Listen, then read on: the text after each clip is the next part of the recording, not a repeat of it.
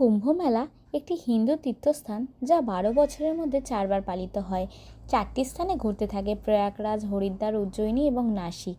এই কুম্ভ মেলা 2025 যেটা প্রয়াগরাজে অনুষ্ঠিত হতে চলেছে। এখানে পবিত্র নদী গঙ্গা, যমুনা এবং সরস্বতী সঙ্গমে মিলিত হয়। এই কুম্ভ মেলার উৎপত্তি হয়েছিল আমাদের প্রাচীন হিন্দু পুরাণে। অমরত্বের অমৃতের সন্ধানে দেবতা এবং দানবদের দ্বারা সমুদ্র মন্থন, এই সমুদ্র মন্থন থেকে কুম্ভ মেলার গল্প এসেছে।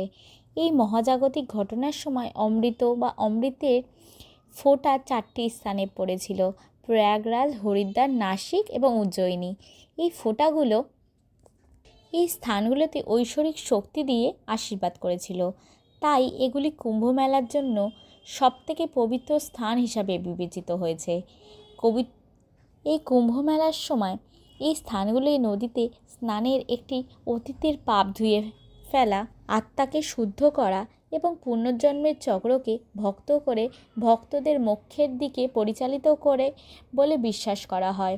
অনেক হিন্দুদের মধ্যে এই তীর্থযাত্রাটি দেবতাদের আশীর্বাদ অনুভব করার একটি জীবনে একেবারে উদ্দেশ্য।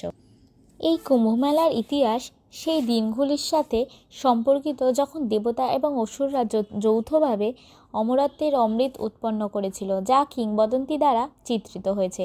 দেবতারা এবং রাক্ষসরা একসাথে কাজটি সম্পন্ন করতে সম্মত হন এবং অনৈতিকতার অমৃত অর্ধেক ভাগ করার সিদ্ধান্ত নেন। দেবতা এবং সন্ন্যাস এবং রাক্ষসরা তখন মহাজাগতিক অঞ্চলে অবস্থিত দুধসাগরের তীরে একত্রিত হয়।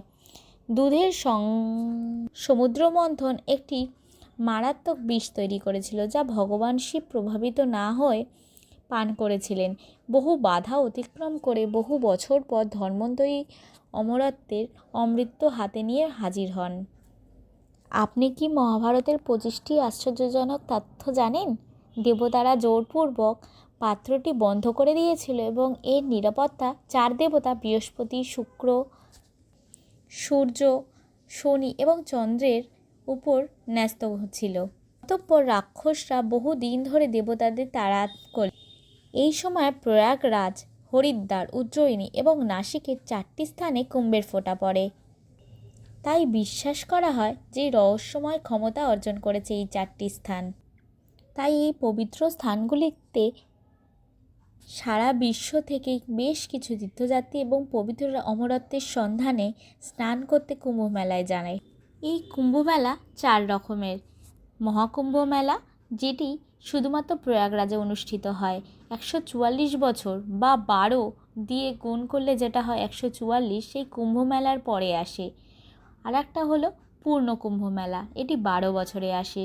প্রধানত ভারতের 4টি কুম্ভ মেলা স্থানে যেমন প্রয়াগরাজ, হরিদ্বার, নাসিক এবং উজ্জয়িনী অনুষ্ঠিত করেছিল। এটি প্রতি 12 বছরের মধ্যে 4টি স্থানে ঘোরে। অর্ধকুম্ভ মেলা, এই অর্থ হলো অর্ধকুম্ভ মেলা, যা প্রতি 6 বছরে ভারতের শুধুমাত্র হরিদ্বার এবং প্রয়াগরাজের 2টি স্থানে অনুষ্ঠিত হয়। কুম্ভ মেলা 4টি ভিন্ন স্থানে অনুষ্ঠিত হয় এবং রাজ্যের সরকারগুলো দ্বারা অনুষ্ঠিত হয়। লাখ লাখ মানুষ অত্যাধিক উদ্দীপনা নিয়ে অংশগ্রহণ করে। মাঘ কুম্ভ মেলা, এটি মিনি কুম্ভ মেলা নামেও পরিচিত হয়, যা বার্ষিক এবং শুধুমাত্র প্রয়াগরাজে অনুষ্ঠিত হয়। এটি হিন্দু ক্যালেন্ডার অনুযায়ী মাঘ মাসে আয়োজিত হয়। এই কুম্ভ মেলার প্রথম স্নান সাধুদের দ্বারা পরিচালিত হয়, যা কুম্ভের শাহী স্নান নামে পরিচিত, এবং এটি শুরু হয় ভোর 3টার সময়। সাধকের রাজকীয় স্নানের পর পবিত্র নদীতে গোসলের অনুমতি পান সাধারণ মানুষ। এই হিন্দু পুরাণ অনুসারে এটাই বিশ্বাস করা হয় যে যারা এই গঙ্গার পবিত্র জলে ডুব দেন তারা চিরকালের জন্য আশীর্বাদ প্রাপ্ত হন। শুধু তাই নয়, এটি পাপকেও ধুয়ে পরিত্রাণের পথে নিয়ে যায়। এই কুম্ভ মেলা সেই তারিখে অনুষ্ঠিত হয় যখন বলা হয় যে অমৃত পবিত্র নদীতে পড়েছিল। প্রতি বছর তারিখগুলিতে বৃহস্পতি, সূর্য এবং চাঁদের রাশির অবস্থানের সমন্বয় অনুসারে গণনা করা হয়। এই কুম্ভ মানে অমৃত। কুম্ভ মেলার গল্প এই সময়কার যখন দেবতারা পৃথিবীতে বাস করছে, ঋষি অভিশাপে তারা দুর্বল হয়ে পড়েছিল এবং রাক্ষসরা পৃথিবীর বিপর্যয় সৃষ্টি করেছিল। এবার জেনে নেওয়া যাক কুম্ভমেলা 2025-এর মূল তারিখ। তো এটি 14ই জানুয়ারি, যেটা মকর সংক্রান্তিতে শুরু হবে, এবং 26শে ফেব্রুয়ারি 2025 মহাশিবরাত্রিতে শেষ হবে। এই তারিখগুলিতে উল্লেখযোগ্য স্বর্গীয় প্রান্তিককরণ দ্বারা চিহ্নিত করা হয়, যা আচার স্থানের আধ্যাত্মিক শক্তি বৃদ্ধি হয়।